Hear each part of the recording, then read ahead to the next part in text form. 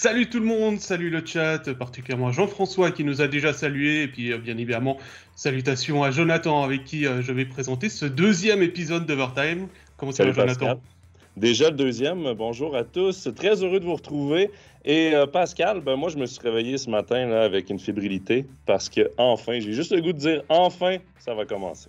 Ouais, dans un peu plus de 24 heures. Et pour terminer notre tour d'horizon, on va bien évidemment parler aujourd'hui d'Ajoie et de Bienne. On va aussi vous parler de des quelques nouveautés que vous pourrez découvrir dès demain sur MySports.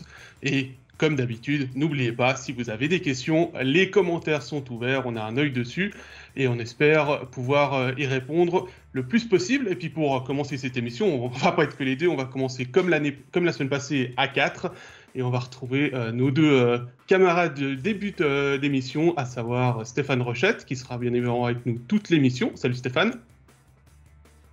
Mon micro, je le savais. Salut tout le monde. D'ouvrir ton micro, là. Il va falloir te ramener un peu à l'ordre. On voit que la saison n'a pas commencé pour toi. Hein? Il n'a pas l'habitude de devoir attendre avant de dire bonjour, c'est pour ça. Par contre, Régis, je sais que lui, il est prêt, donc on va lui donner la parole aussi. Salut Régis. Salut Pascal, salut à tous. Bon, Régis, évidemment, on tenait à t'avoir pour parler du HC Ajoie parce que tu as pu suivre tout l'été du HC Ajoie. Un été assez occupé, on va le dire, pour les dirigeants du club parce que c'est une montée en National League qui est pas habituelle parce que, de un, la saison s'est terminée très tard. De deux, c'était pas une promotion-relégation, c'était simplement le champion, donc on n'a pas pu aller piger chez l'équipe qui descendait. Ça a été quand même compliqué de se mettre aux normes de la National League. Ça a été beaucoup de travail. Toi, tu as suivi tout ça. Là. Grosso modo, comment tu as trouvé l'été du HC Ajoie? Alors, j'ai trouvé l'été compliqué, énormément de travail pour un club qui est finalement dans ses structures, dans sa conception tout simplement, un club, j'ai envie de dire, moyen de Swiss League en termes infrastructurels. Donc, pour lui, c'est une transformation qui est encore en cours, qui va durer encore une année jusqu'à ce qu'elle arrive vraiment à son terme, cette transformation infrastructurelle. Par contre, moi, j'ai aussi suivi l'aspect sportif par rapport à cet aspect infrastructurel. Et forcément, cet aspect-là a été compliqué pour plusieurs raisons. Celui de la fin des playoffs le 28 avril, celui d'un marché sec, celui de finances quand même très limité parce que Ajoie aura 7,2 millions de budget, mais grosso modo, c'est 4-5 millions que la moins forte des équipes de la saison dernière. Donc, rien n'est simple pour Ajoie. Tout est quelque part compliqué pour celui-là. Puis moi, j'ai envie de poser une question là, avant de trop parler du club plus en détail. La grosse question que je me pose à 24 heures du coup d'envoi, c'est que vaut une excellente équipe de Swiss League, un peu renforcée, qu'on balance comme ça en National League sans qu'il y ait vraiment un plan sur plusieurs années. C'est un petit peu ça que j'ai envie d'ouvrir comme grosse question où ça mettra certainement plusieurs mois pour y répondre.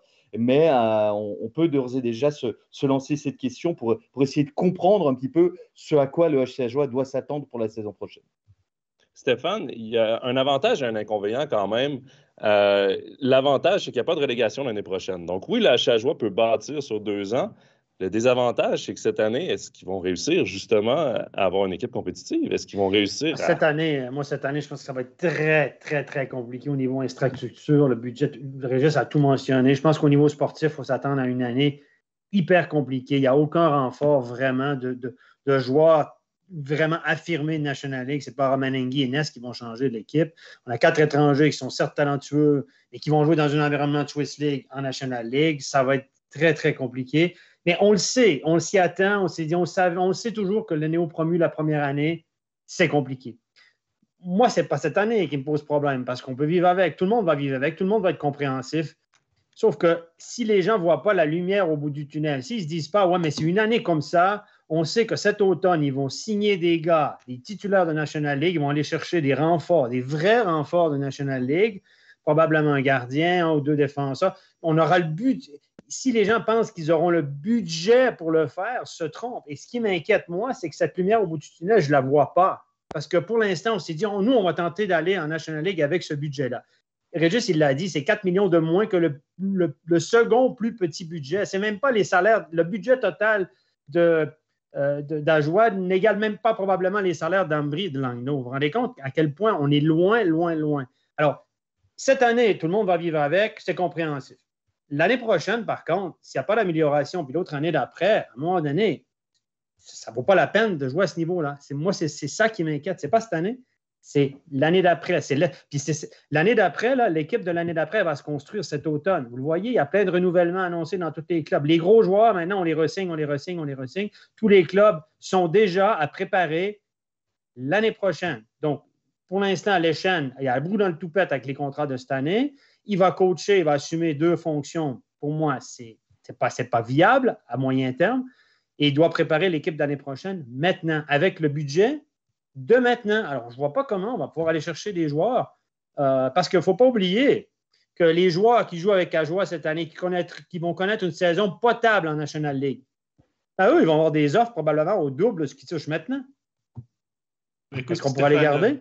Stéphane, je te propose qu'on garde ce problème de la saison prochaine pour quand il y aura des premières annonces dans les autres clubs avec des joueurs d'Ajoie. Je te propose qu'on regarde un peu les arrivées et les départs de cette saison que Régis nous a préparé. Donc au niveau des départs, on a Casserini, Meder, Muller, les 2 Muller, Devin et Stéphane, Ebischer, Lee Roberts, Swissler et Hoffman et Stemmer. Et puis, au niveau des arrivées, on a le défenseur québécois Jérôme Leduc, Guillaume Asselin qui vient de Sierre, Dario Rohrbach d'Ambry, Roman Engi, Enes, tu les as cités, de Lugano et Rapperswil, Lou Bogdanov de La Chaux-de-Fonds et Victor Östlund qui sera le deuxième gardien qui vient depuis Lausanne en prêt pour la saison. Régis, quel joueur, toi, tu attends le plus de découvrir cette saison? Alors, je pense que celui qui a le potentiel d'être vraiment quelqu'un qui peut nous étonner, c'est Jérôme Leduc. Je pense qu'il a le potentiel. C'était un excellent junior. Il a été drafté. Il était vraiment dans les bons papiers jusqu'à il y a quelques années. Finalement, il n'a pas trouvé sa place en Amérique du Nord. Il est venu en Europe. Je pense que c'est un joueur qui gagne à être connu. Il a un potentiel offensif. Il faut qu'il s'adapte à cette nouvelle ligue parce que je pense qu'entre Vienne et le championnat autrichien et la National League, il y a un saut important. Il faut qu'il trouve sa place également. Il faut qu'on trouve son complément parce que c'est un joueur à qui on va demander de jouer un peu comme un Tom Ernest, quelque chose comme 28 minutes par match en moyenne. Ça ne fait guère de doute, mais ça veut dire qu'à côté de lui, il aura besoin probablement d'un défenseur assez solide défensivement, pas forcément un deuxième pour aller essayer de jouer l'offensive. Et tout au long de cette préparation, Gary Sheehan, fidèle à lui-même, a beaucoup brassé ses lignes, a jamais aligné ou quasiment jamais les mêmes trios 2 matchs d'affilée, les mêmes duos en défense, ça a été compliqué de voir les mêmes et je ne sais encore pas avec qui, j'étais pas à l'entraînement ce matin, on avait d'autres chats à fouetter en ce qui nous concerne à MySports, mais je ne sais pas avec qui Jérôme Leduc va jouer demain, mais il lui faut un complément intéressant. C'était prévu Bastien Pouilly, on sait qu'il a été blessé au genou, sera peut-être assez rapidement là quand même Bastien, parce que c'est finalement pas aussi grave que craint. Au lieu des 4 à 6 semaines, ça devrait être écourté. Mais bon, Sébastien Pouilly, il n'a jamais joué en National League. C'est un joueur qui est encore en développement. Il a cessé de progresser. Mais aujourd'hui, je ne sais pas qui va jouer avec lui demain. Et là, on est à 24 heures du coup, enfin 36 heures du coup d'envoi du championnat. Et je pense qu'il y a des questions qui se posent logiquement. Il faut dire aussi qu'Ajoie n'a pas fait une bonne préparation. Ça, les joueurs, ils le reconnaissent. Ils ont vécu difficilement tous ces matchs de préparation. Les rares qu'ils ont fait contre des équipes de National League, il y en a eu 2. Ça a été compliqué de se mettre au rythme. Ils ont vu que s'ils n'avaient pas ce supplément d'âme qui leur a permis de réussir des exploits en coupe notamment, quand on n'a pas, parce que forcément en match amical, on ne cherche pas à donner un petit supplément d'énergie. Quand ils n'ont pas ça, ils se rendent compte que le niveau, il est élevé. Et c'est un petit peu, je pense, ce qui nous attend ces prochaines semaines. Là, on a parlé tout à l'heure, je vous ai dit que vaut une équipe de Swiss League qui monte. J'ai un petit peu analysé Rapperswil il y a 3 ans. Ils sont montés en 2018. Ils ont vraiment dominé cette ligue. Ils ont même gagné la coupe. Vraiment équipe dominante de Swiss League comme on en fait peu. Ajoie l'a peut-être pas autant dominé, mais ils ont aussi des arguments, j'en suis sûr. Mais Rapperswil, les 11 premiers matchs, ils en ont gagné 1. je crains, hélas, que ça pourrait ressembler à ça, le début de championnat d'Ajoie. Alors, comparaison n'est pas raison. Peut-être qu'au final, je me trompe et ils vont faire un petit peu plus que ça parce qu'ils ont des arguments un peu différents. Mais en tout cas, dans ce secteur-là, on peut être inquiet pour le rythme, tout simplement, qui va arriver ces prochaines semaines. Je pense qu'il y a un élément intéressant que tu as relevé, Régis, par rapport à Rapperswil. En comparaison, c'est que Rapperswil, quand ils sont montés en 2018, mais même chose si on prend Langnau en 2015, Lausanne en 2013, même Bienne en 2008, c'est des équipes qui étaient formées déjà en Swiss League, en vue de la National League, avec des ambitions pour la promotion, comme Cloton l'était l'année passée, avec des joueurs qui ont plus d'expérience de National League, parce que c'est peut-être là où se situe le plus gros problème d'Ajoie, c'est qu'il n'y a pas beaucoup d'expérience de National League dans cette équipe, à part 2-3 joueurs comme Birbaum et comme Yogi, pour ne citer que ces deux-là. Mais elle était où l'expérience de National League?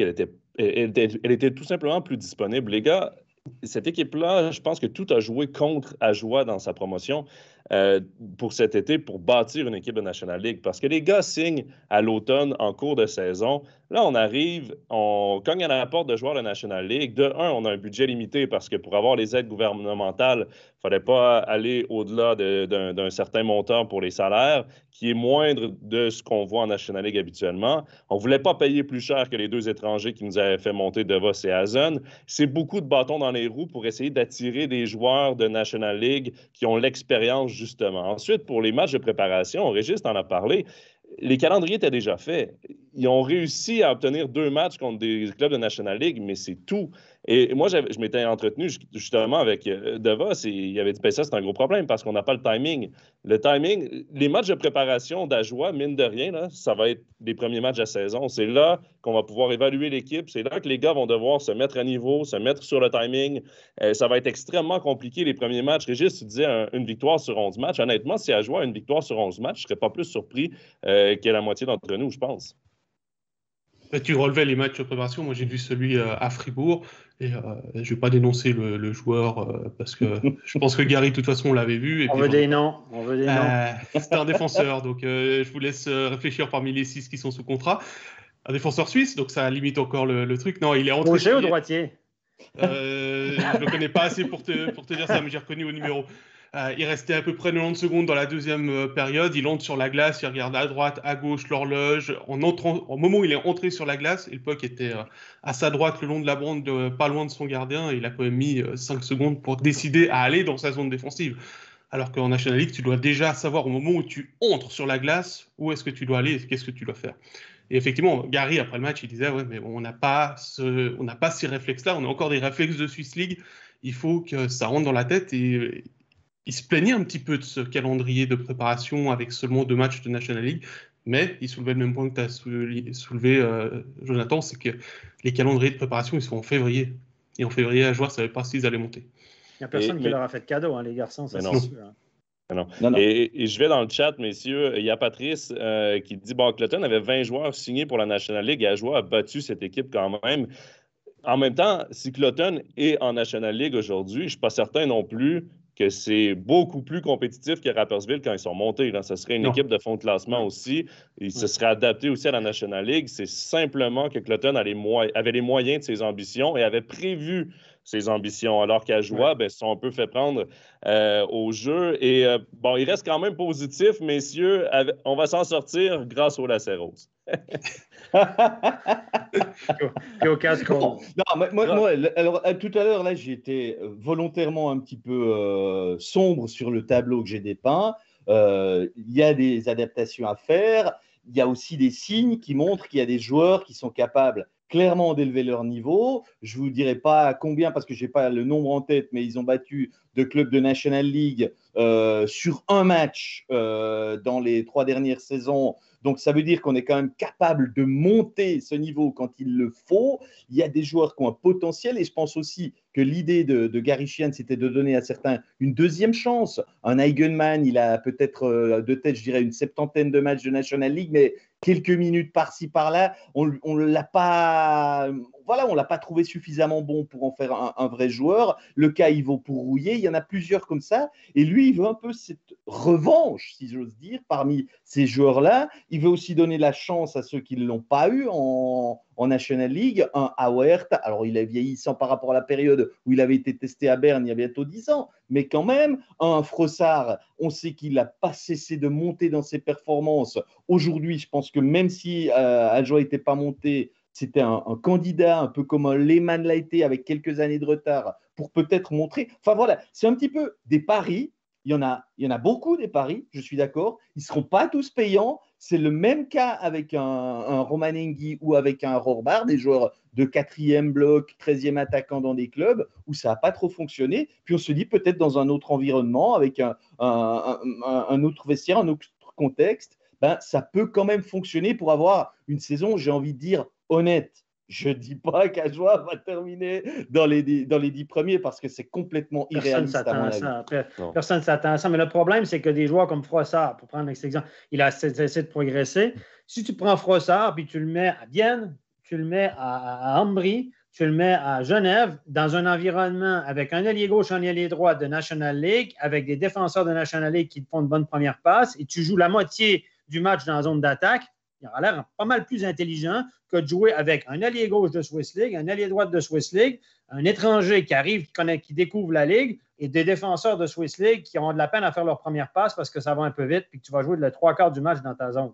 C'est ça le problème, c'est que tout le monde va prendre l'eau en même temps. C'est ça qui m'inquiète, moi. C'est que tu mets De Vos dans une équipe de national comme 5e étranger à Zurich, je te garantis qu'il finit qu'une saison de 30-40 points sans trop de problèmes. Tu le mets sur le deuxième powerplay. Mais tu le mets à Ajoie avec un environnement de Swiss League, de bonne Swiss League. C'est compliqué. C'est pas la même chose. Tu peux pas jouer au hockey tout tout seul. C'est le défi, seul. Stéphane. C'est un gars de défi.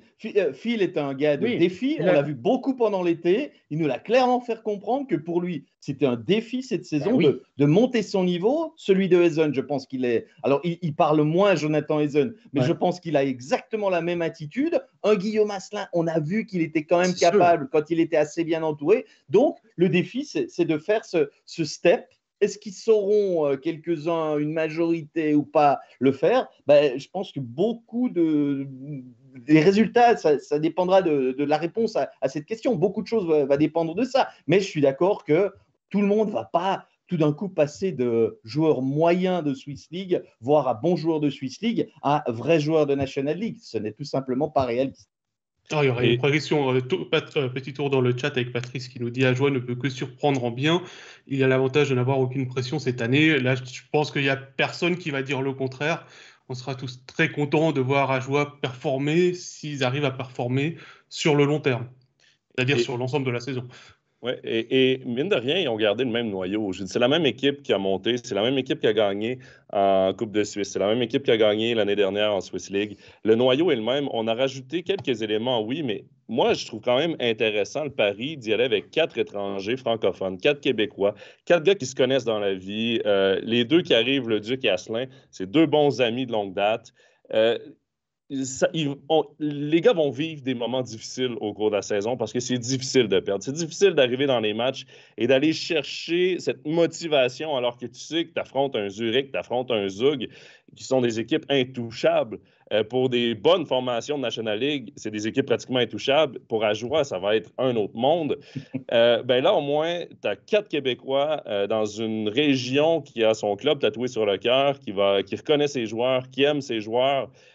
Entre ça ou un Tchèque qui n'en a absolument rien à foutre d'Ajoie et de ce club, moi, je préfère grandement avoir 4 Québécois dans l'équipe qui vont répondre par leur performance, qui vont réussir à répondre aussi aux médias, aux partisans et tout. Donc, moi, j'aime quand même cet aspect un peu groupe soudé qu'on a voulu continuer, qu'on a voulu poursuivre en National League avec des gars francophones. Il n'y a pas beaucoup de gars qui ne parlent pas français dans ce vestiaire-là. Là. C'est très franco comme environnement. Probablement le seul vestiaire de National League où la langue dominante sera le français, les gars. Il faut le dire. Hein?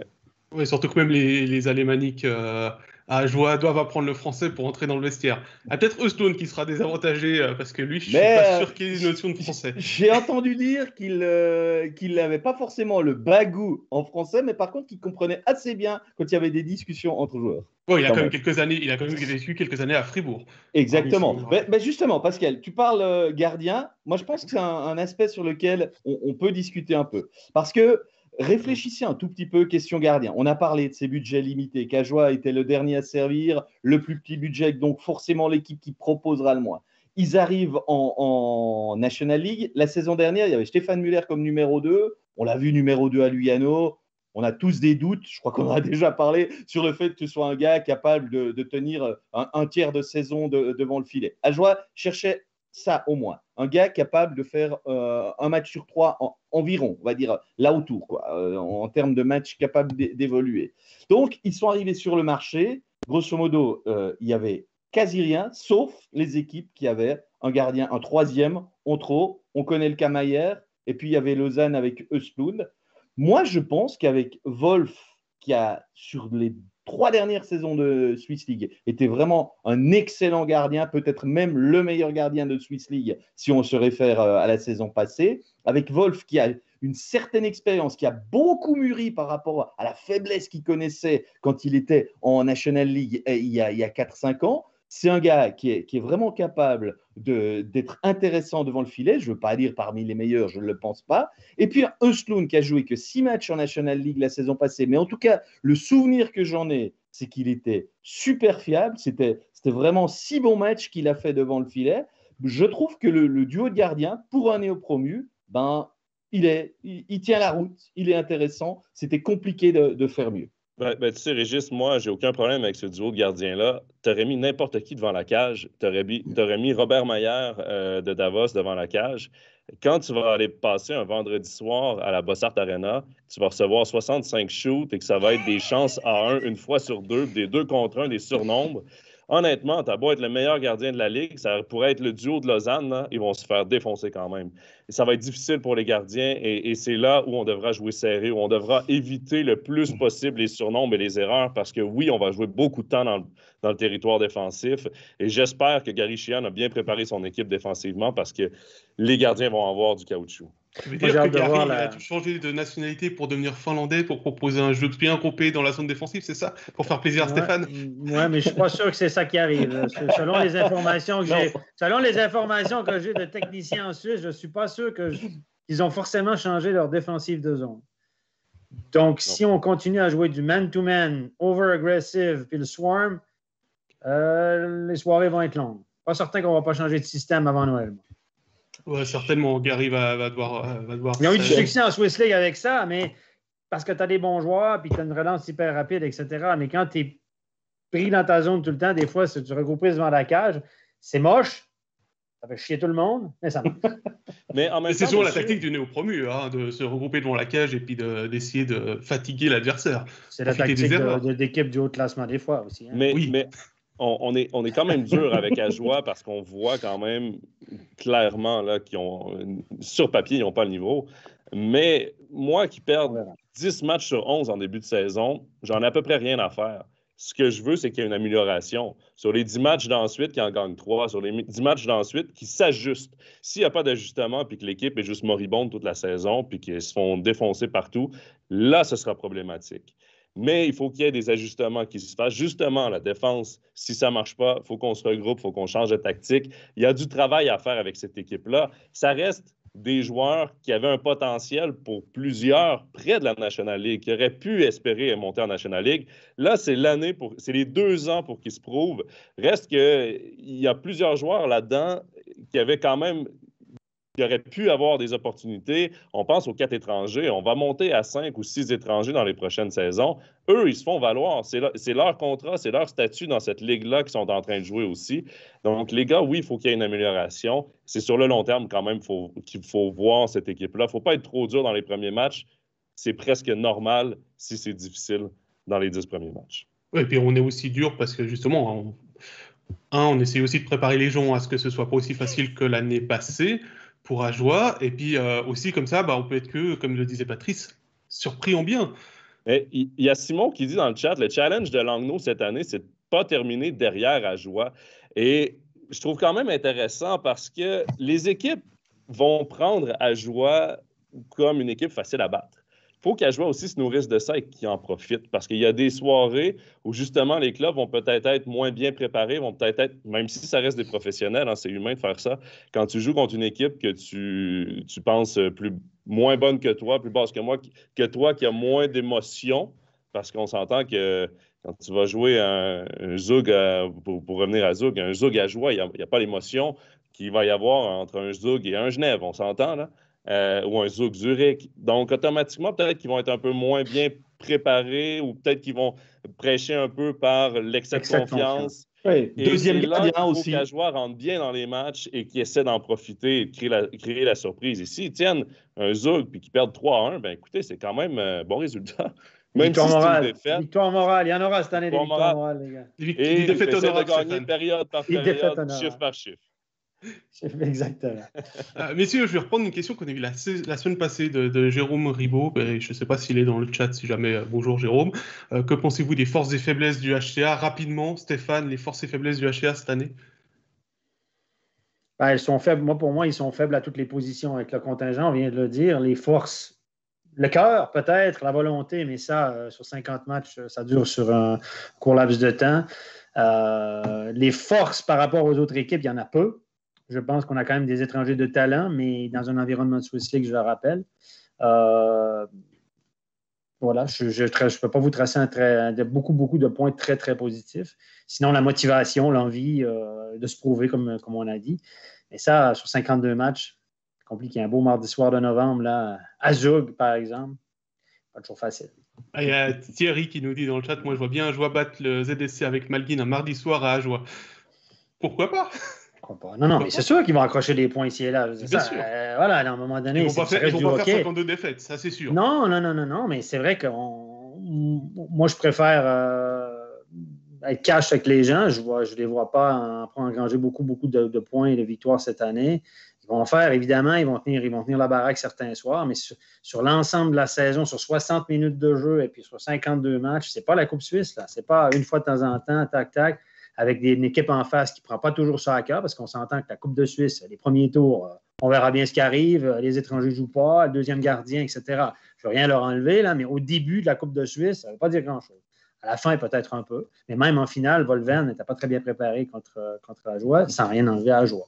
52 matchs de championnat. N'oubliez pas aussi l'infrastructure. On a un coach, un assistant coach, directeur sportif, puis on n'a pas beaucoup de personnes pour scouter. Leschen et Gary Sheehan n'ont pas vu beaucoup de matchs de National League ces dernières années. Donc, ils ont beaucoup d'informations à aller chercher, beaucoup de vidéos à faire. Et Leschen, lui, va être sur le téléphone pour préparer l'équipe l'année prochaine. Là, il est sur le téléphone pour finir les contrats de cette année. Après, il va se mettre... Puis lui, là, il n'aura pas le temps de faire des nuits de vidéos, là. Donc, c'est Gary qui va se taper tout ça. Donc, Gary, à mon avis, va perdre du poids et va finir l'année assez cerné, je vous le dis. On va prendre des prédictions, pas sur le nombre de points qu'Ajoie va marquer cette saison, mais le nombre de kilos que Gary va perdre, en fait, c'est ça? Les cheveux, il n'y en a plus, de toute façon. On ne va pas parler sur la perte de cheveux. C'est les arracher, hein? Oui, ça, c'est sûr. Il y aura une prédiction, on va le signaler sur nos réseaux sociaux dès cet après-midi sur une fourchette de points que Ajoie fera cette saison. Ce sera pour une discussion dans le studio demain.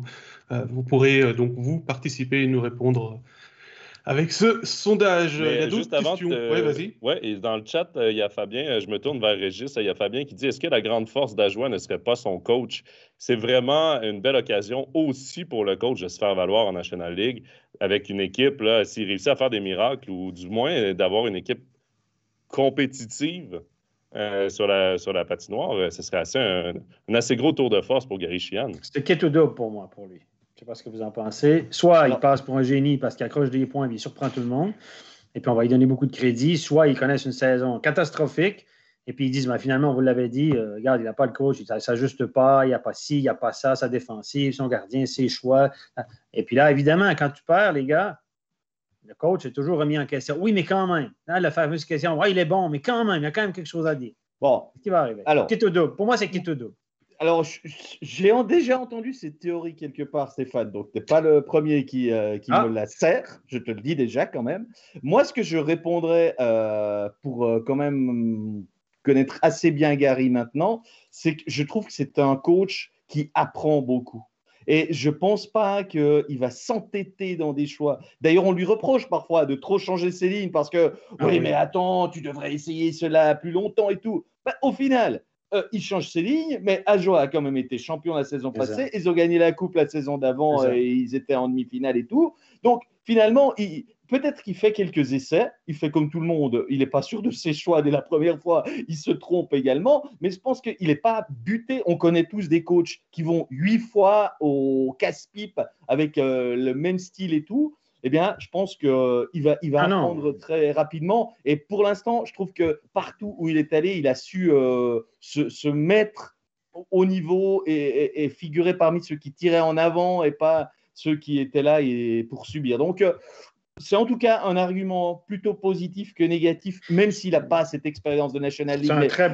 Vous avez vu comment il avait préparé sa finale contre Davos. Je veux dire, il n'y a sûrement aucune équipe qui peut préparer mieux qu'il l'avait fait. Et je suis sûr qu'il va bosser tout ça ces prochains temps pour que c'est un grand professionnel, mais voilà. En National League, quand on monte de niveau, il faut que ce soit un groupe d'entraîneurs, des scouts, des gens qui espionnent les autres équipes, des gens qui donnent des informations, un assistant coach qui coupe des clips.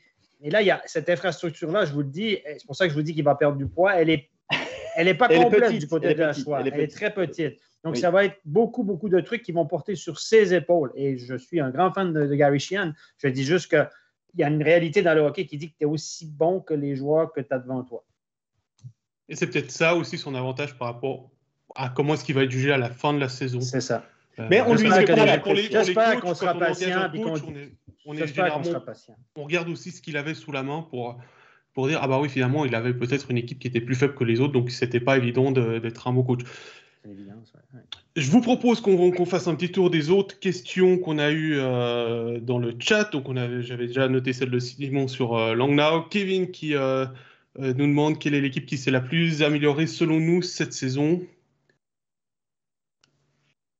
Ouais, moi, je pense qu'Ambry me vient tout de suite à l'esprit parce qu'on est allé chercher quand même une ligne de joueurs suisses qui va tenir la route, c'est-à-dire Heim, Pestoni, Burgler. Il faut s'attendre à ce que ces gars-là tiennent la route, qui serait le deuxième, troisième trio dans bien des équipes. Et puis, on a quand même engagé 3 nouveaux étrangers. On va quand même démarrer la saison à 3 étrangers, pas à 4, parce que D'Agostini est encore blessé. Et on n'a pas les moyens de le remplacer pour l'instant. Quand même un bon défenseur, un puck mover. Regan est un joueur d'expérience. Pour avoir parlé au staff d'Ambry, c'est un joueur d'équipe. C'est un joueur vraiment qui est motivateur, il est rassembleur dans le vestiaire. Et je pense qu'Ambry est peut-être sur le papier une des équipes très améliorées. Lugano peut-être un petit peu aussi, avec Alatalo et puis Mirko Müller. Quand on parle d'amélioration, je pense que Zurich, avec Malgin ce matin, ne fait pas non plus dans le détail. Avec Azevedo aussi, l'étranger aussi. Donc, Zurich, de là à dire qu'ils sont très améliorés, mais en tout cas, ils sont au moins aussi forts, sinon pas mal plus l'année passée. Moi, je trouve qu'il n'y a pas d'équipe qui s'y est vraiment affaiblie durant l'intersaison. C'est le constat que je me disais en préparant cette saison, quoi. Tout le monde va être plus fort. Tout le monde va être un peu plus fort. Le problème, c'est que si tout le monde est plus fort, ça reste au même niveau. Au final. Exact. On ne va pas faire ce mouvement de différence. Je ne sais pas, mais je pense qu'Ambry risque d'être. Et puis Langnau aussi, au niveau des étrangers, nettement plus percutant que l'année passée. C'est plus facile aussi quand tu commences ta saison avec 4 étrangers qu'avec un seul. Ben oui, donc de toute façon, Langnau. Ils ont Pesonen, quand même. Il a une carte de visite. L'année passée, Langnau avait justement misé sur une saison de transition avec peu d'étrangers pour éviter les trop grandes dépenses. Et c'est pour ça qu'on a beaucoup d'équipes qui nous paraissent en tout cas plus fortes que la saison passée. C'est qu'il fallait être tellement prudent que on peut comprendre que les équipes, elles gardent le frein à main et elles l'ont fait toute la saison, quasiment pour tout le monde. Quoi. Une question de Gaëtan par rapport à Ambry, puisqu'on en parlait. Est-ce qu'avec son recrutement et sa nouvelle patinoire, Ambry peut finir dans le top 6 ? Lui, il les voit créer la surprise. Non, pas top 6 quand même. Dites pas ça à René Matt, il va faire une attaque. Mais on a d'ailleurs... non, dites pas ça. On a clairement affiché... Le but, c'est de faire les pré-playoffs. Donc, 7 à 10. Je pense que c'est raisonnable. Je pense qu'ils vont être dans la lutte pour 7 à 10 s'ils ne le font pas pendant un bon moment. top Stéphane. 6 exclu pour moi. Ambry ne peut pas finir dans le top 6. Il y a trop de bonnes équipes. Non. Moi, je suis moins affirmatif que toi. Pourquoi? Parce que parfois, l'écart entre le 9e et le 5e, il y a 5 points peut-être. Donc, c'est vrai. Mais bon, ça me paraît très optimiste, mais c'est pas complètement fou. On va dire ça. Ils nous ont habitués. Ils ont fait 75 points il y a 2 ans, Ambry. Voilà, puis ils étaient. C'est ça. Donc, ils nous habituent chaque année à une bonne surprise une année sur 2. Et là, cette année, je pense qu'ils seront plus. De là à finir top 6, je ne pense pas, mais en tout cas, qu'ils soient dans le mix du 7 à 10 après playoff, je pense que oui. Il y a Damien dans le chat qui dit Lugano devrait être l'équipe surprise avec McSorley. On sait de quoi il est capable, messieurs. Ça va être une bonne formation aussi, Lugano. Là. Surtout, rien contre Serge Pelletier. Je pense qu'il a très bien coaché cette équipe-là, mais on sait aussi à quel point McSorley peut être un bon coach. Et il arrive avec une bonne formation sous la main aussi. Oui, c'est une formation sur le papier qui est meilleure que l'année passée. Donc, on va s'attendre à des résultats meilleurs. Je vous rappelle qu'ils ont fini 2e. Je ne pense pas qu'ils vont faire mieux que 2e. Mais c'était à quelques points près de la 6e place. On le sait, c'est tellement serré. Donc, c'est pour ça que les prédictions là, du classement, ça vaut ce que ça vaut. Sur le papier, avec Mirko Müller en défense, avec Alatalo en défense, c'est obligé de dire qu'il y a une meilleure défensive. Par contre, ils n'ont qu'un gardien qui tient la route. Les 2 autres, c'est 2 très, très jeunes qui vont sûrement être bons, mais qui ne sont pas prêts. Donc, ils joueront contre Ajoie, Stéphane. Ils joueront contre Ajoie. Exact. Donc victoire pour Ajoie. Peut-être. Et puis devant, moi, je peux vous dire que Bodker, qui est un gars qui est sur le tempomat régulièrement, il n'est pas dans les bons papiers de Dominique Kelly, ça, je peux vous le dire. Quelque chose de sûr. Donc, peut-être qu'on va trouver des solutions là-bas. Troy Joseph, pas un étranger top-notch non plus, on s'entend. Barcobello est bon, trentaine d'années. Peut-être un petit peu plus sur le tempomat qu'avant. Ça reste un excellent joueur que j'adore, attention. Donc, moi, je pense que Lugano, on les voit gros. Puis on donne beaucoup de crédit à McSorley. Tout à coup, c'est le coach qui est toujours extraordinaire. C'est un bon coach, mais est-ce que McSorley fera nettement mieux que Serge Pelletier au niveau du coaching, puis que de Rob Cookson, son ancien assistant? Pas sûr. On sait que Chris a tendance à tirer souvent, pour ne pas dire très souvent, le meilleur de ses équipes. Donc, si vraiment on a le meilleur de quasiment l'ensemble des joueurs luganais, je pense effectivement que Lugano aura le papier. Mais bon, il y a aussi des écuries comme Zurich et Zug qui ne sont pas en retrait. Quoi, hein. Non, ils sont pas moins bons que l'année passée. Ils sont probablement un peu meilleurs sur le papier, mais il faut voir. Carr est excellent jusqu'à présent. La chimie. Carr est très, très bon aussi. C'est un très bon étranger. Mais il avait été bon aussi, son début de saison qu'il avait fait à Lugano. Il avait été bon, Daniel Carr. Du match à 8 points. Voilà. Puis moi, je me réjouis de savoir la date du premier clash entre Mirko Müller et Chris McSorley. Peut-être qu'on ne le saura jamais. Mirko Müller a la réputation d'être McSorley est très, très dur avec ses joueurs, avec ses défenseurs. Hein. Il y en a qui en ramassent pour leur grade. Je peux dire que Mirko Müller est pas très facile à coacher, semble-t-il. Puis le gars, il est assis sur un contrat béton. Hein? Donc, cause toujours mon lapin. Voilà. Mais je me réjouis de voir ça. Il y a Hugo qui nous demande pour la deuxième fois qu'est-ce qu'on pense de Connor Hughes. Sa première question, c'est est-ce que vous le voyez devenir un gardien numéro 1 en National League sur le plus ou moins moyen terme? Moi, je ne l'ai pas assez vu. Moi, c'est dur à juger. Je n'ai pas l'impression, d'après ce que j'entends des commentaires des joueurs qui me parlent des gardiens, entre autres, notamment, mais je ne pense pas que ça va être un gardien numéro 1 de National League. De ce que j'ai entendu, de ce que j'ai vu, mais on l'a tellement peu vu que c'est difficile à juger. Est-ce qu'il peut devenir un très bon deuxième, peut-être? Tu sais, il y a des gardiens comme ça qui sont bien dans la chaise du deuxième, en connaissant très bien leur rôle. Et il est derrière un Reto Berra qu'on sait très bien qu'il va prendre au minimum 4/5e des matchs, là, au minimum une quarantaine de matchs pour lui. Donc, l'échantillon est petit pour Connor Hughes. Mais pour moi, s'il reste un bon deuxième, s'il devient un très bon deuxième, c'est déjà ça, puis on verra pour la suite. Parce que le step est quand même énorme entre jouer 10-12 matchs ou en jouer 35-40. On peut peut-être avoir quand même un peu plus d'éléments de réponse, parce que c'est vrai que pour nous, c'est compliqué de dire Conorius, il a le gabarit ou pas. Il est plutôt jeune, hein. Faut rappeler qu'il est arrivé en Suisse. Il n'avait pas 19 ans quand on l'a vu pour la première fois à Langenthal ou à Biasca. Donc, c'est déjà un gardien qui est assez mûr. J'ai plus un âge en tête, mais je dirais quelque chose comme 25-26 ans. Peut-être que s'il a un petit peu plus de matchs, cette saison, Fribourg Gauthieron fait la Coupe d'Europe aussi. Peut-être que Berra disputera aussi un peu plus de matchs avec cette Coupe d'Europe. Donc, au lieu de jouer un échantillon d'une demi-douzaine de rencontres, peut-être qu'il en aura 2 fois plus. S'il en a une douzaine, on saura un petit peu mieux. Il y aura forcément en plus. Il ne va pas seulement jouer contre Ambry, quoi, parce que la saison passée, c'est un petit peu l'image que j'ai de Conorius. Donc, peut-être qu'on pourra y répondre vraiment d'ici 6 mois s'il a vraiment sa chance. Alors, il a 24 ans, je viens d'aller vérifier. Okay. Donc, son il est plus prime jeune arrive. Parce que pour un gardien de but, c'est habituellement entre 26 et 28 ses meilleures années. Donc, il arrive tout juste à son prime. Et avant de passer à Bienne, je vous propose quand même de parler un petit peu, comme les Anglais disent, d'Elephant in the Room. C'est le retour de Malgin à Zurich. Vous en pensez quoi, messieurs? Parce que il y a beaucoup de commentaires de fans lausannois qui sont très déçus de voir le Malgin partir à Zurich. Bien évidemment, parce que c'est un excellent joueur de hockey spectaculaire qui a rendu des grands services à Lausanne, puis on aurait aimé le voir à Lausanne.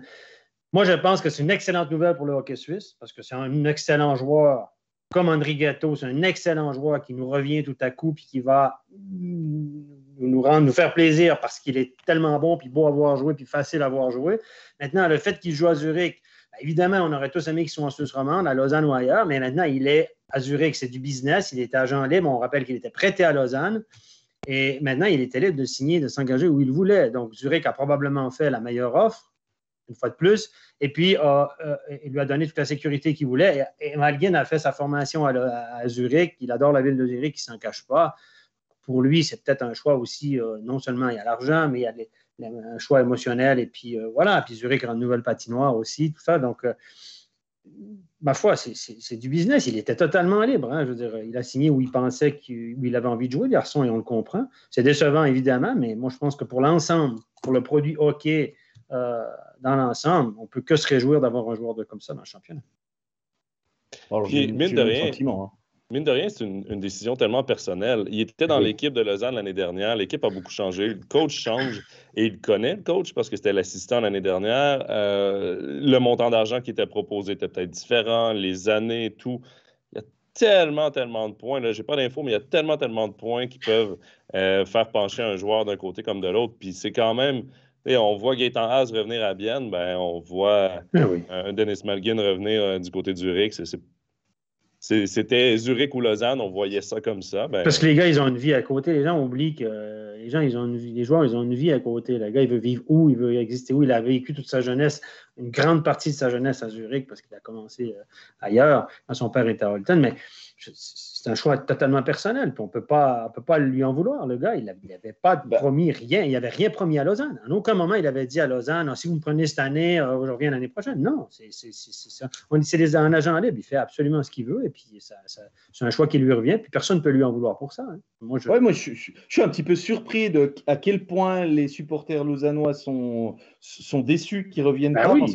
Parce que ça n'a jamais été sous-entendu que Malgin était sur le point de revenir à Lausanne. De ce que je sais, en français, il devait à peine être capable d'aligner une phrase parce qu'il n'a pas eu une intégration non plus. Pour moi, ce n'est pas le gars du cru qui aurait fait aussi le sacrifice financier parce que le cœur lui disait va-là, tu as ton cercle d'amis. Donc, voilà, pour moi, c'est logique qu'on le retrouve à Zurich, tout simplement. C'est là qu'il y a et l'argent, et les ambitions, et les copains. Et la ville, en plus. Et puis, au final, même si vous êtes formé dans un club, vous restez quand même en National League un mercenaire parce que vous jouez aussi pour gagner de l'argent, au final. Donc, quel que soit le club, même si vous avez été formé à la Chaux-de-Fonds puis que Chaux-de-Fonds est en National League, si vous avez une meilleure offre d'Ambry, vous allez signer à Ambry. La carrière est courte, on ne peut pas empêcher les gars de gagner de l'argent, ils gagnent leur vie, puis ils essaient de faire le maximum de revenus. Bon, en tout cas, après, quand il y a des petites différences, tu peux dire je préfère jouer là que là, mais à un moment donné, Mirko Muller n'est pas allé à Lugano pour les palmiers, les gars. On ne peut pas déconner non plus. Hein.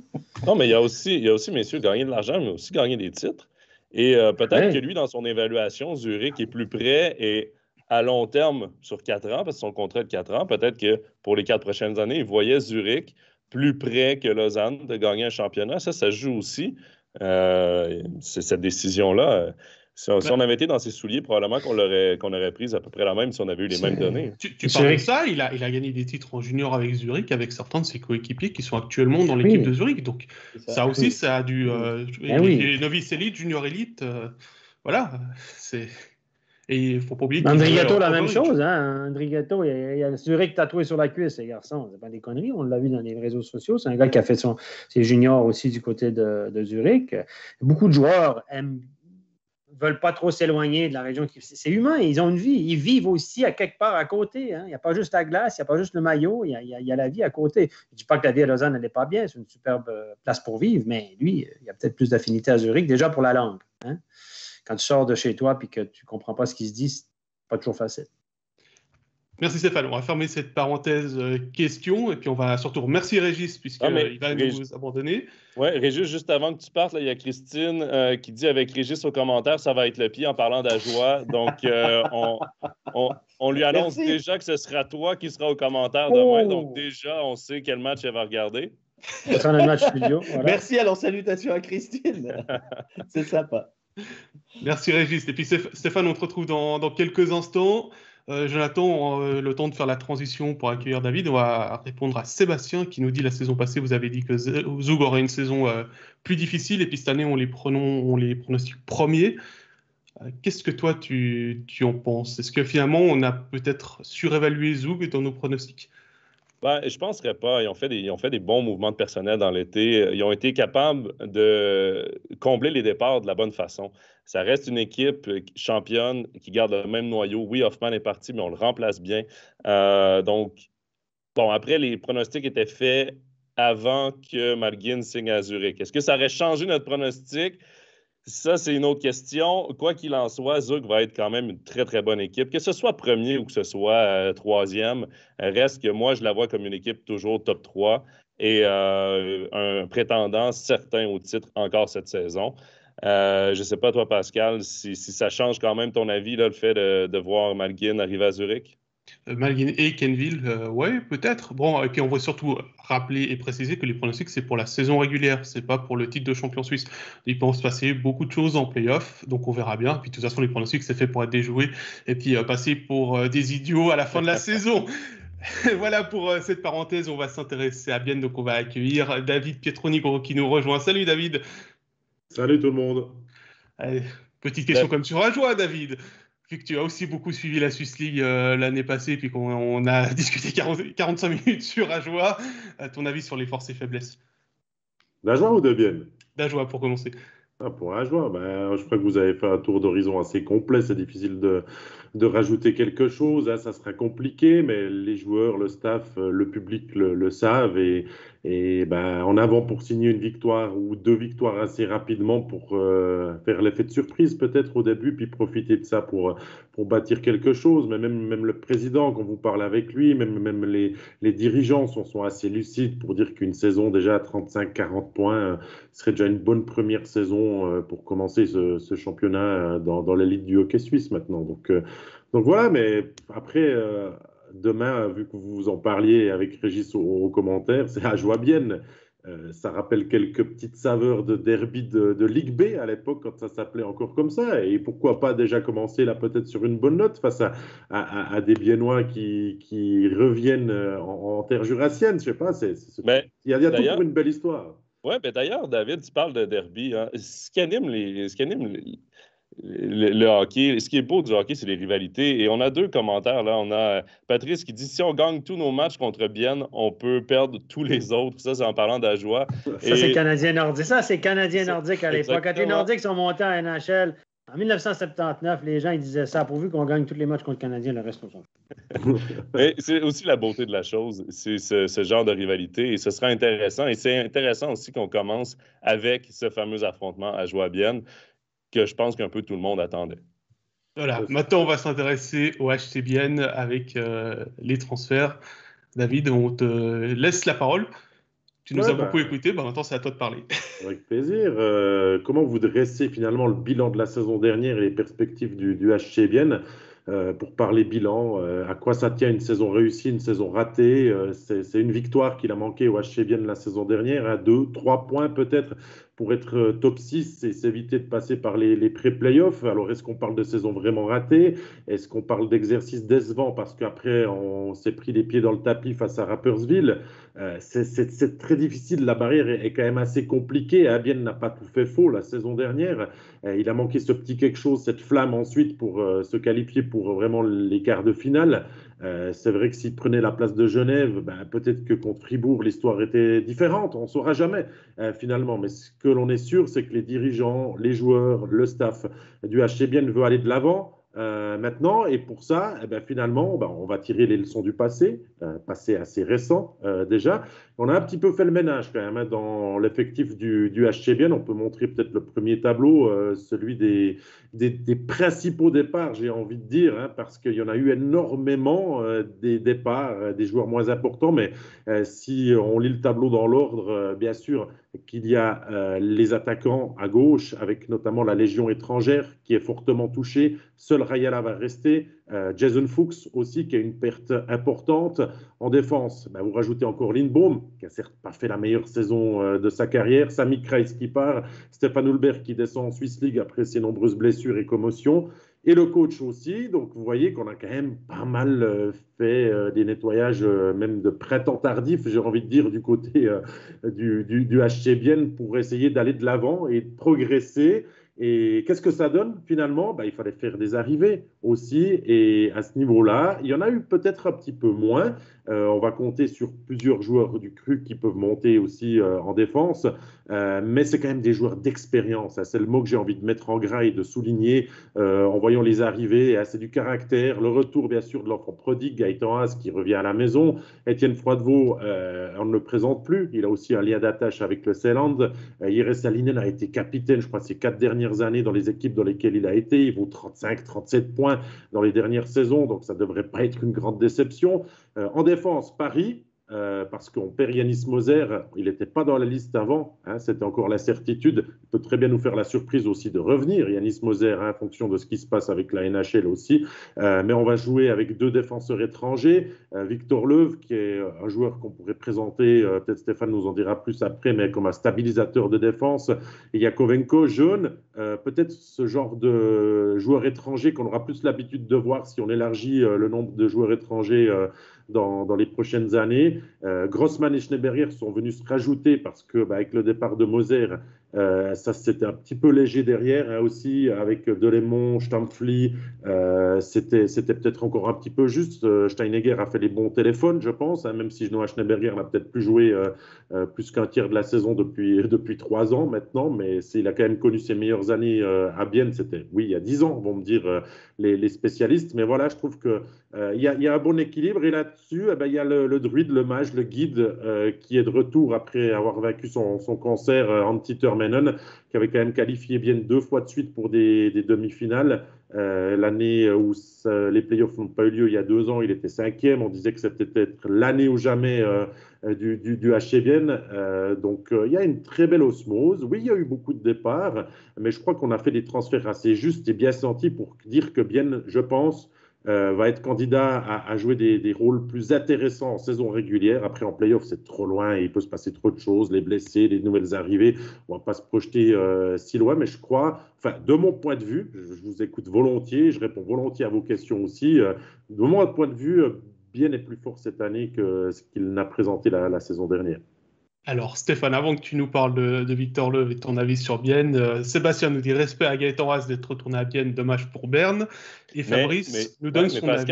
Oui. Pascal, on parlait justement de Malgin qui retourne à Zurich. Haas a fait exactement la même chose. Oui, c'est dommage pour Berne, mais à un moment donné, il y a un attachement de cœur avec Bienne et il se voyait nulle part ailleurs que là-bas.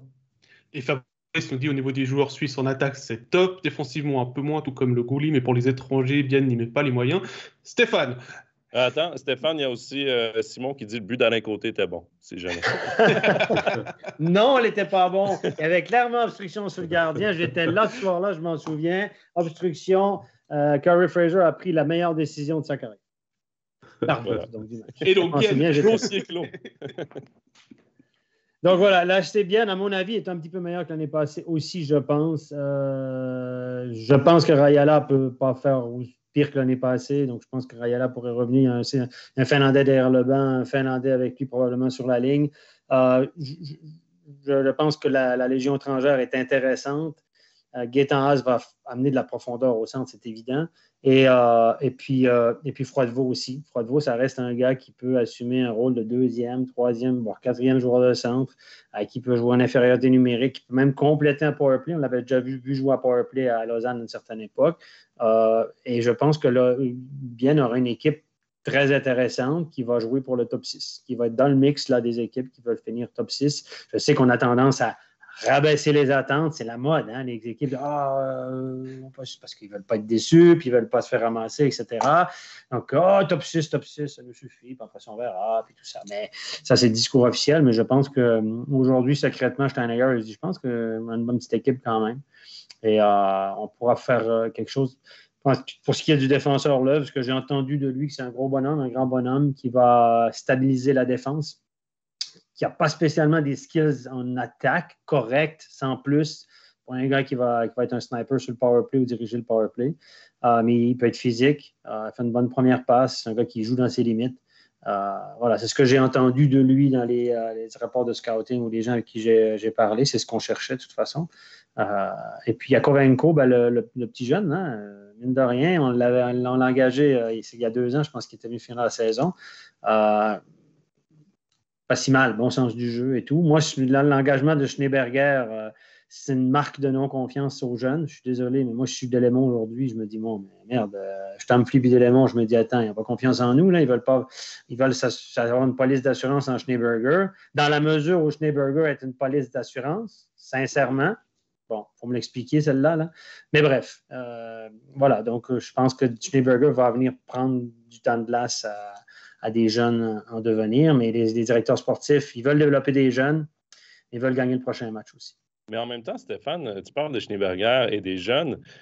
Ça dépend vraiment de l'utilisation qu'on va en faire parce qu'on parlait qu'à jouer un manque de profondeur, manque de joueurs, en fait. S'il y a des blessés, on se retrouve vite dans le pétrin. À jouer, justement, en signant un joueur comme ça qui a de l'expérience de National League, mais en cas de blessure, qui pourrait revenir dans l'alignement parce qu'il est habitué de le faire maintenant, de ne pas jouer sur une base régulière. Après, si on tasse les jeunes pour Schneeberger, ça, c'est une décision un peu difficile. Tu parlais aussi de Froidevaux. Moi, je me souviens l'année passée, tu disais souvent que Froidevaux était peut-être pas dans la meilleure chaise pour lui à Lausanne. C'est une belle occasion pour ce gars-là de se relancer parce qu'il y a encore du bon hockey à donner. Je pense qu'il n'a pas été... Pascal, on a commenté les playoffs de Lausanne l'année dernière. Moi, je me souviens que Froidevaux était loin d'être mauvais contre Zurich. Là, c'était souvent son trio qui était un des meilleurs trios à Lausanne. Donc, ça, c'est quand même une belle acquisition pour Bienne, en plus d'amener du leadership. Froidevaux, c'est pas un joueur après un match où tu dis « Ah, il a mal joué ». C'est un joueur qui livre toujours la marchandise au niveau qu'on attend de lui. Parfois, il en fait plus, mais il en fait rarement moins. Donc, c'est clair que pour moi, c'est une bonne acquisition. Et puis, pour stabiliser cette ligne de centre aussi, ça va être important. Avec aussi, il y a quand même quelques jeunes en attaque aussi. Hein, donc, il va falloir un gars facile à coacher. Et c'est un gars facile à coacher, ouais. Et c'est un leader dans le vestiaire. Hein, C'est un bon coéquipier, il parle les 2 langues. C'est un gars qui va communiquer avec les médias. Sa mère habite la région. Il va retourner dans un bled qu'il connaît. Il était lors de la promotion de 2008, il était dans les tribunes. Il suivait le match à Bienne. Donc, voilà. c'est un gars de la région, même s'il a des origines plutôt dans les Mentals, c'est un gars du Ceyland. Ouais, puis si vous dites que la saison dernière, il a fait une mauvaise saison ou que c'était compliqué à Lausanne, il a quand même fait 10 points. Donc, s'il en fait, on va dire, une quinzaine avec Bienne cette saison, c'est déjà une plus-value. Il va gagner les engagements, il va être précieux dans toutes les situations. C'est un joueur qui se plie pour l'équipe. Donc, forcément, on peut parler que de bon engagement quand on parle d'Étienne Froidevaux. Puis c'est un gars qui a quitté Lausanne sans se plaindre, alors qu'il y aurait peut-être matière à se plaindre un certain temps. Il a été mis de côté, etc., etc. Mais lui, il n'est pas sorti dans les médias pour dire à quel point il a été martyrisé à Lausanne, comme certains... Comment il s'appelle déjà, Grossman? Non, mais toute la silence. Parce que ça m'énerve. Il y a les pleureuses dans les médias, là, ça m'énerve. J'ai été maltraité, ils n'ont pas été gentils avec moi. Froidevaux, voilà, il est un professionnel, il sait que c'est un monde comme ça, et puis il a dit, voilà, j'assume, etc. Il n'a pas dit un seul mot, pipé un mot, il n'a pas changé d'attitude, il a répondu de la même façon aux médias, il n'a pas fait le martyr. Et puis maintenant, il a un contrat à Bienne parce qu'on sait que c'est un joueur comme ça, qui ne va pas se plaindre, il va fermer sa gueule, il va jouer au hockey, puis il va faire ce qu'on lui demande. Puis mine de rien, c'est à ça que tu veux que tes jeunes aspirent. C'est vers ce gars-là que tu veux que tes jeunes se tournent pour les former. David, devant le filet, ça reste quand même un point d'interrogation. Van Pottelberg a bien fait, a eu des bons flashs l'année dernière. Deuxième gardien, Élien Pope. Encore là, c'est pas la grande profondeur devant la cage. Là. Mais est-ce que Van Pottelberg peut être un bon numéro 1 pour Bienne et les amener justement dans le top 6? La réponse, de mon point de vue, est oui. Oui, parce que l'année dernière, il avait une énorme pression au début de saison. Hein. On vous rappelle que tout le monde disait que de toute façon, quoi qu'il se passe, il ne ferait pas mieux que Jonas Hiller. Donc, il était déjà parti perdant d'avance. Il a fait fi de tout ça. Il a fait sa saison. Il a très bien livré la marchandise. Élien Pope n'a eu que 10 matchs la saison dernière. Donc, c'est-à-dire vraiment que le coach Lars Leuenberger avait choisi son numéro 1. On était indécis en début de saison dernière. On pouvait presque se dire que c'était du 60-40 ou presque 50-50 entre les deux. Non, il n'y a pas eu photo. Van Pottelberg est monté en puissance. A fait une très, très bonne saison. Et là, c'est la confirmation. Oui, il y a eu tout ce qui s'est passé avant, avec Davos, le départ et tout ça. Là, il se sent bien, on lui fait confiance. Et à mon avis, cette saison, avec une défensive aussi qui s'est un petit peu renforcée devant lui, ça peut vraiment être une très, très bonne saison pour Van Pottelberg. C'est l'homme clé pour moi. C'est l'homme clé dans le sens où c'est le baromètre. S'il connaît une saison, rappelez-vous, l'année passée, ça a été difficile en début de saison. Ça a péjoré toute la saison du HC Bienne. On n'a pas récupéré ces petits points-là qui nous manquaient à la fin. Et si Van Pottelberg fait preuve de stabilité, il devient le goaler qu'on pense qu'il peut devenir, Bienne aura une saison très, très, très intéressante. Non, je suis pas d'accord avec toi, Stéphane, parce que le premier match de la saison, il a blanchi. Oui, mais après, ça a été compliqué. Après, oui, ça a été difficile. Je me souviens, on a fait un tableau en studio où il était à 85% en 6-7 premiers matchs, en prenant en compte le premier match. Donc, il y avait eu des moments, un match à Langnau notamment. C'est tous les petits points. C'est tellement serré le classement pour le top 6 que tu perds 3 ou 6 points là, puis ça fait toute la différence entre une 4e place et une 8e place. Parce que mine de rien, Bienne n'avait pas une mauvaise équipe l'année passée. Ils ont eu un mauvais début. Et c'est pourquoi ils ont été exclus du top 6. Parce que si tu leur mets quelques points au début de la saison, et c'est pourquoi ça sera donc important pour eux de bien commencer la saison, cette équipe-là est dans le top 6, fait partie des playoffs. L'histoire est différente parce que c'est pas Rapperswil qu'ils affrontent en pré-playoff et peut-être qu'ils auraient fait un plus long bout de chemin. Et là, moi aussi, je suis d'avis un peu comme David, comme Steph, on s'est amélioré. On peut prétendre à un top 6. C'est ni plus ni moins l'objectif. De toute façon, c'est l'objectif de tous les clubs qui sont près de la limite du top 6. On veut être dans le top 6. Christian Dubé l'a dit clairement. Martin Steinegger l'a dit clairement. On ne veut plus passer par les pré-playoffs. Tout le monde a peur de ces pré-playoffs.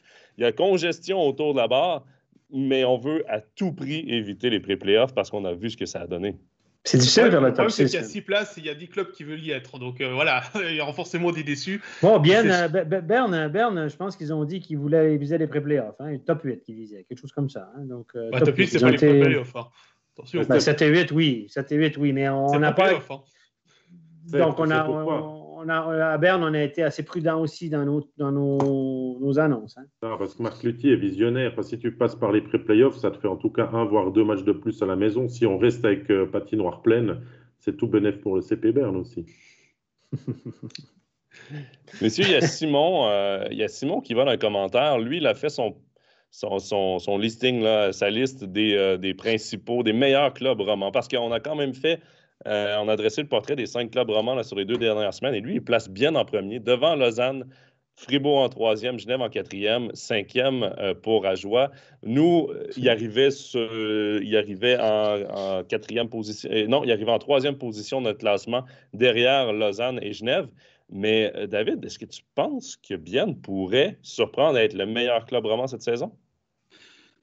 Qu'est-ce qu'on peut répondre? On vient d'évoquer que finalement, peut-être entre la place 3 et la place 10, il pourrait y avoir que quelques points d'écart. Donc, malgré les points d'interrogation dans l'effectif, là, Moi, je vous dis qu'on peut enregistrer quelque chose aujourd'hui et paraître ridicule en mars prochain parce qu'il y aura très très peu de différence. Si Bienne finit de nouveau 7e cette saison et sort des pré-playoffs, la saison elle sera déjà de toute façon mieux que tout ça. Mais meilleur club roman, j'ai pas l'impression. Après, vous savez, hein, s'ils sont 2 points derrière Lausanne ou 1 point devant Lausanne, Lausanne me paraît mieux armée. Mais on ne sait pas, il y a des blessures, il y a des trucs en étranger plus qui arrivent. On sait que Bienne peut aligner 5 étrangers. Peut-être qu'ils vont chercher un 5e étranger qui trouve de béberne. Pour l'instant, quand on fait nos pronostics, ils ont 3 étrangers. On parle de Caroune, mais on ne sait pas. Les pronostics qu'on avait faits, il y avait pas mal de gains. Je veux dire, si Fribourg perd Berra, si Bienne perd Van Polterberg, c'est une autre chanson. Là. Et si on peut ça, c'est des trucs, des prédictions. Voilà. Si on pouvait faire des prédictions justes, on serait tous très, très riches, messieurs, puis on ne serait probablement pas ici ce midi. On ne serait pas ici, c'est sûr. Non, c'est sûr. Oui, par plaisir, parce qu'on aime ça. On n'a pas parlé du 5e étranger à Bienne. C'est vrai que Martin Steinegger temporise pour l'instant. Donc, il se laisse la carte de savoir comment ça va se passer aussi avec Yanis Moser et de voir peut-être où il a besoin. Est-ce qu'on partirait à 3 défenseurs étrangers, messieurs? Ça serait une première quand même, si Bienne tout d'un coup prend l'eau en début de saison. Là, ce sera une sacrée preuve de non-confiance dans Stempfli, Delémon et des jeunes dont on parlait tout à l'heure. C'est-à-dire que Schneeberger ne vendrait pas la marchandise, que Grossman n'est peut-être pas prêt, que les 2 autres étrangers en défense ne sont pas bons. Il peut y avoir plein de solutions. Il ne faut pas avoir que les jeunes, messieurs. Mais après, je comprends quand même Steinegger de ne pas tout de suite signer un 5e étranger parce que laisse la saison commencer, évalue ton club. Tu n'es pas désavantagé face aux autres. Évalue ton club et après ça, regarde ton trou, il est où? Tes faiblesses sont où? Et va chercher un joueur qui cadre exactement dans tes faiblesses pour améliorer l'équipe. C'est presque mieux d'avoir un ajout après 1 mois et demi qui vient combler une lacune que tu as que de signer quelqu'un tout de suite en disant je pense que ça va ressembler à ça, alors qu'en match de préparation, ils n'ont jamais eu une équipe complète. Là. Je veux dire, jamais eu la même formation 2 matchs de suite parce qu'il y a eu des blessés. C'est presque mieux d'évaluer puis de signer le bon gars après, parce qu'à Bienne, on ne peut pas se permettre de signer un étranger ici. Je veux dire, tu peux pas de l'argent. 5 l'année passée, mais tu n'as pas d'argent à lancer par les fenêtres non plus. Non, mais est-ce que Steinegger n'est pas finalement dans un style très finlandais, très cold, très ice, à toujours attendre, gérer la situation, évaluer, et pas de précipitation dans ses décisions, toujours assez juste finalement, depuis qu'il est directeur sportif aussi? Disons que si tu prends tes décisions sous la panique, tu risques de faire plus de fautes que si tu poses réellement réellement le pour et le contre. Et c'est aussi très bernois comme attitude, de prendre le temps et de regarder tout ça. On a vu ce que ça a donné l'année passée avec Berne qui a paniqué et qui a engagé à tour de bras des joueurs étrangers pour essayer de combler les trous. Et on a vu ce que ça a donné. Donc, oui. Il y a quelque chose à rajouter. Il y a Fabrice qui a posé la question dans le chat. Où Bienne finalement a-t-il trouvé tout l'argent pour construire cette équipe aussi? Puis je crois qu'on peut vous inviter à aller sur notre site internet mysports.ch. On est à la conférence de presse du HCBN où finalement Stéphanie Maria il répond toujours assez en transparence finalement qu'il y a eu une aide de la Confédération et qu'à Bienne, comme dans beaucoup d'autres clubs, on peut quand même remercier beaucoup les spectateurs qui ont fait don de leur abonnement pour permettre au club de finalement connaître la période de transfert qu'il y a eu cet été. Moi, ça m'a toujours dérangé. Je suis désolé un petit peu de dire ça, mais la saison dernière, on a quand même trop joué aux pleureuses, en parlant même des fois de 7 à 10 millions de pertes.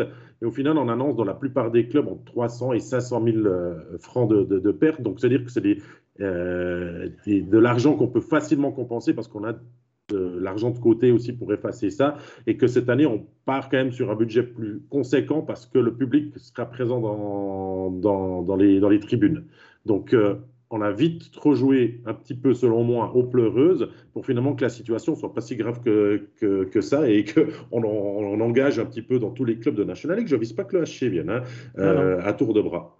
Je suis d'accord. Les prix n'ont pas baissé. Puis si on s'est reparti de plus belle pour les transferts pour l'année prochaine, il y a une forte demande sur le marché. Je peux vous dire que le business est encore en train de grossir. C'est tant mieux pour les joueurs. Moi, si les joueurs peuvent gagner de l'argent et on est capable de les payer, tant mieux. Puis le business, ça grandit. Mais ce qui fait un peu sourire au HC Bienne, encore une fois, c'est qu'on joue toujours le petit club moyennement pauvre ou moyennement riche. C'est selon. Au mois de mai, on ne pouvait pas faire de budget, on ne savait pas. Puis dans les 3 semaines qui ont suivi, on a engagé 3 étrangers, pas mal, au CV bien garni, puis Gaétan Haas. Pas mal quand même pour une équipe qui, 3 semaines avant, ne savait pas comment faire un budget. Oui. Ou ne savait pas où il allait. Bon, je sais qu'il y avait le scénario de sans Moser, avec Moser, machin. Mais Moser ne gagnait pas non plus. Ça concerne Berne, ça concerne Zug aussi. Excusez, ils ont eu des énormes pertes.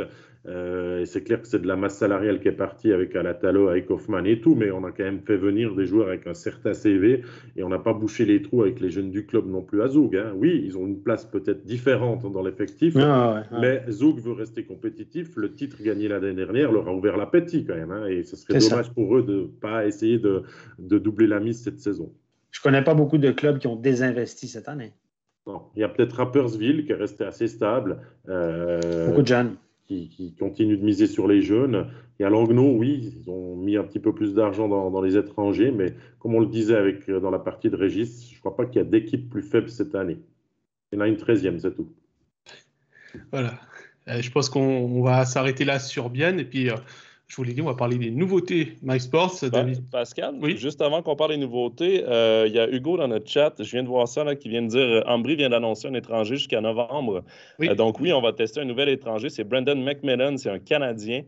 Moi, je m'en souviens parce que je l'ai commenté parce qu'il jouait à Riga en KHL. Grosso modo, là, c'est un joueur c'est pas un joueur très offensif.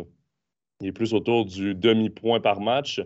1 point aux 2 matchs, là, mais quand même un joueur responsable qui avait gagné le titre en WHL. Donc, voilà, grosso modo. C'est un joueur qui a joué à NHL un peu. Il y a 171 matchs de NHL, 228 de KHL. Donc, on testera un nouvel étranger du côté d'Ambry. Avec la nouvelle 1m80 pour 86 kg. Avec la nouvelle patinoire, on doit avoir le meilleur contingent possible. On parlait des bonnes recrues suisses. On va partir avec 4 étrangers à Ambry aussi.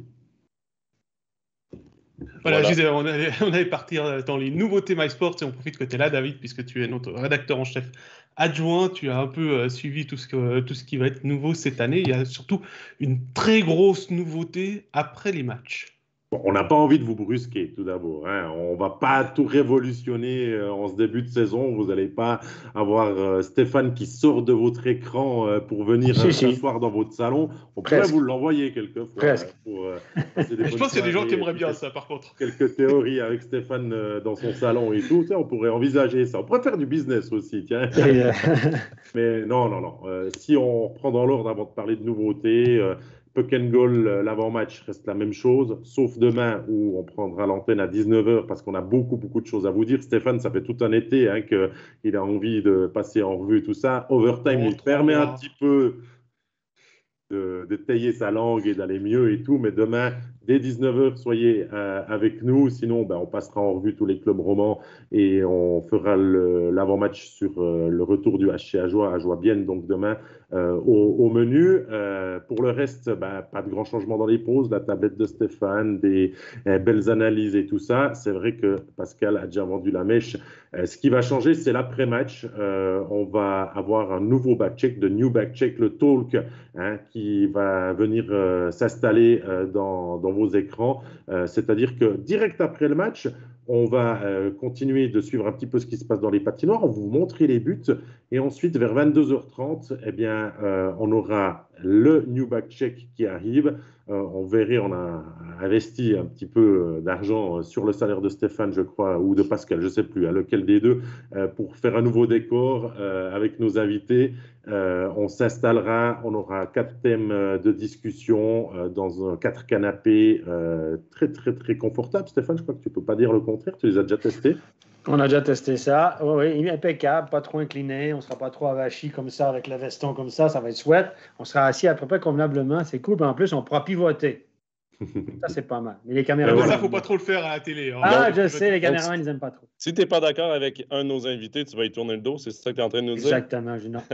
Moi, je imaginable. Mais voilà. Mais le but de ce new back-check, c'est d'avoir plus de pertinence. Ça sera 30 minutes, un petit peu plus peut-être, sur vraiment des analyses, des thèmes précis de discussion. Et on se réjouit de vous le présenter dès demain soir, 22h30, pour cette grande première de cette nouvelle saison de National League. Parlons de National League, il y a aussi la Swiss League, toujours.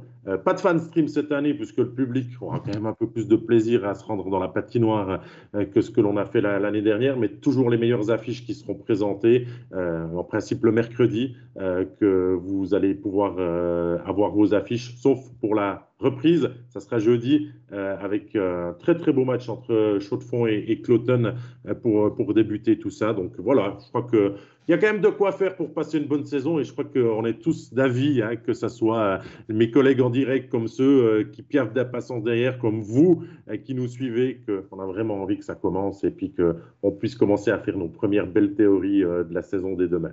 Alors, il y a une question de Patrice par rapport au studio. Est-ce que, il vient Alex assis, mais ça concerne aussi David, ça concerne aussi Jonathan. Est-ce que le présentateur sera assis durant Puck and Go, donc la première partie? Non, non, malheureusement pas, parce que le Covid, ce fichu Covid, hein, j'ai pas envie d'utiliser un autre nom, est toujours présent et on doit toujours garder les distances sanitaires dans notre studio. La table n'étant pas rallongeable pour cette saison, on aura toujours nos deux invités et Stéphane confortablement assis, parce que Stéphane, il faut le ménager. Vous savez, une saison, c'est long, donc c'est mieux s'il est assis puis qu'on le lève quelques fois par émission seulement. Hein. Attention, Stéphane. Hein. Oui, si on le laisse, c'est pour pas qu'il prenne les courbatures dans les cuisses.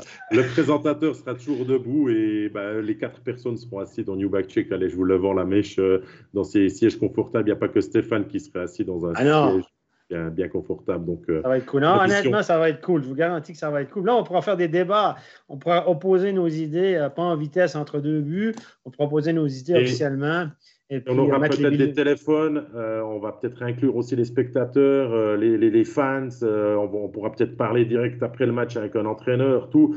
On ne va pas tout vous dévoiler, on a quand même pas mal de surprises qui se présentent jusqu'à avril-mai l'année prochaine, mais croyez-nous, on a quand même passé un bel été à préparer tout ça et on est prêt vraiment et on a hâte que ça commence. Je pense qu'il y a une chose encore qu'on peut dire par rapport à Backcheck le talk, c'est que ce ne sera pas uniquement sur MySports One, mais ce sera également sur Facebook et sur YouTube pour commencer, en simultané. Donc, on va essayer suivre ça depuis votre ordinateur aussi.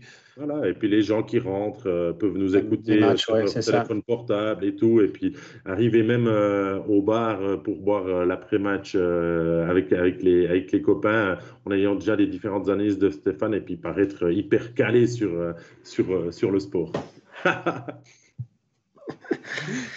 Merci beaucoup, David, pour ces petites précisions. On a très hâte de commencer tout ça. Évidemment, c'est un nouveau produit, mais un nouveau produit. Revampé, disons, c'est ce qu'on faisait avant, mais revampé. Et tout le monde a très hâte là, dans le chat de vivre ce premier back-check. Alors, pour répondre à Steve, Puck and Goal, ce sera toujours sur MySports One. Crypté ou en free, c'est pas si simple que ça, puisque MySports One est disponible avec un abonnement de base chez les partenaires de MySports. Chez Blue TV, je crois que c'est un petit peu plus différent. Donc là, j'ose pas m'avancer. Et puis, vu qu'on a vendu quand même pas mal de mèches, que demain, Régis sera aux commentaires, que Stéphane sera en plateau, je serai reporter en bord de glace à Ajoie-Bienne pour mettre aussi une plus-value au produit de ce premier match officiel avec du public à la Raiffeisen Arena. Donc, c'est aussi un petit événement et en National League. Et Joe, je crois que tu dois répondre à tes grands fans là, qui attendent de te voir en patinoire. Quel sera ton premier match dans lequel tu vas te balader cette saison? Alors, moi, je peux déjà vendre la mèche, ce sera samedi. Samedi à Langnau. Donc, je ne sais pas s'il y a des gens qui vont faire le déplacement pour venir me voir. Quoi qu'il en soit, je vais enfin m'amuser avec du public dans les patinoires parce que je n'ai pas eu la chance encore de commenter. Non, il ne connaît pas ça. Toi, les joueurs de tambour, tout le machin, tu ne connais pas ça. Mais je suis allé, j'en ai vécu, mais de le commenter, ça va être tout nouveau. On l'avait envoyé à la finale de Coupe du HC Ajoie où il avait pris un vent de folie et tout. Et ensuite, le huis clos est arrivé. Donc, je crois que les cordes vocales, il va devoir les faire chauffer depuis ce soir déjà.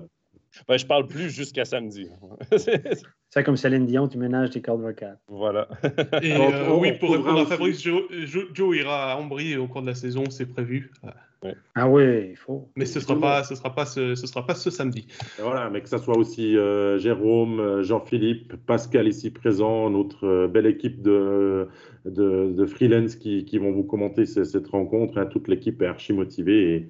Allez, À demain. On a une bonne équipe de consultants aussi, à peu près la même que l'année dernière, avec Serge Pelletier, évidemment, qui va faire son retour, Yves Sarrault aussi. Donc, les gars sont motivés. Jérôme Bonnet aussi, qui va se joindre à nous en National League, lui qui faisait beaucoup de Swiss League. Oui. Donc, il sera là derrière demain avec Doug Boulanger. Je crois que vous savez pas mal. Vous pouvez encore présenter quelque chose, Joe, Pascal, sur ce qui nous attend cette semaine, peut-être? Oui, alors avant de parler de ce qui nous attend cette semaine, aussi une nouveauté, mais pour Overtime, c'est qu'on aura régulièrement des invités extérieurs à la rédaction. Et alors, on va pas vous donner le nom du premier, mais ce sera dans 2 semaines, le 20 septembre, on aura notre premier invité. On se réjouit de vous le faire découvrir. Vous pourrez lui poser des questions parce qu'il sera présent avec nous en direct, ce qui ne sera pas forcément toujours le cas sur Overtime pour les invités, parce que si parfois... le lundi à midi, c'est compliqué pour les joueurs, les entraîneurs ou les dirigeants de club parce qu'ils ont des réunions. Pour répondre à Denis qui nous demande si MySports est disponible depuis l'Italie, malheureusement non, on n'a les droits que pour la Suisse. Donc on n'est pas visible en Italie. Pascal, du commentaire de Simon. Il dit de la part d'un expat, merci pour le streaming sur des plateformes comme YouTube. Évidemment, presque tout notre contenu est disponible sur nos différentes plateformes. Facebook, Twitter, Instagram, YouTube. Overtime, c'est également disponible. Likez. Ouais, likez, suivez-nous, écoutez-nous en grand nombre. Overtime, évidemment, qu'on peut voir en rediffusion sur Facebook, YouTube de cet après-midi, également sur Spotify, Apple Podcast et sur SoundCloud. En audio, oui. Et puis, pour terminer, on va parler du programme de la semaine avec ce qui nous attend cette semaine. Michael, si tu peux envoyer le programme sur l'écran. Voilà, merci. Donc, demain, on l'a dit, Ajoie Bienne, dès 19h sur MySports One. Et bien évidemment, les 3 autres matchs de la soirée seront aussi disponibles sur les chaînes 2, 3 et 4. Mercredi, on ne va pas oublier le Lugano-Rapperswil sur MySports 2. Jeudi, le début de la Swiss League avec la Chaux-de-Fonds-Cloton sur MySports One dès 19h40. Et vendredi, le studio sera Bienne-Lausanne. Et samedi, Ombry-Fribourg à 19h25 sur MySports One et les autres matchs, bien évidemment, sur les autres chaînes. Pour savoir exactement le détail, soit directement sur mysports.ch ou au début d'après-midi, les jours de match avec le programme sur les réseaux sociaux. Voilà, on a fait le tour. On peut remercier David, Steph et Régis également qui nous a quittés, qui était là pour la première partie de l'émission. Merci beaucoup, messieurs, d'être venus et bon début de saison demain. Amusez-vous. À demain. Bye bye. Ciao, bonne saison tout le monde.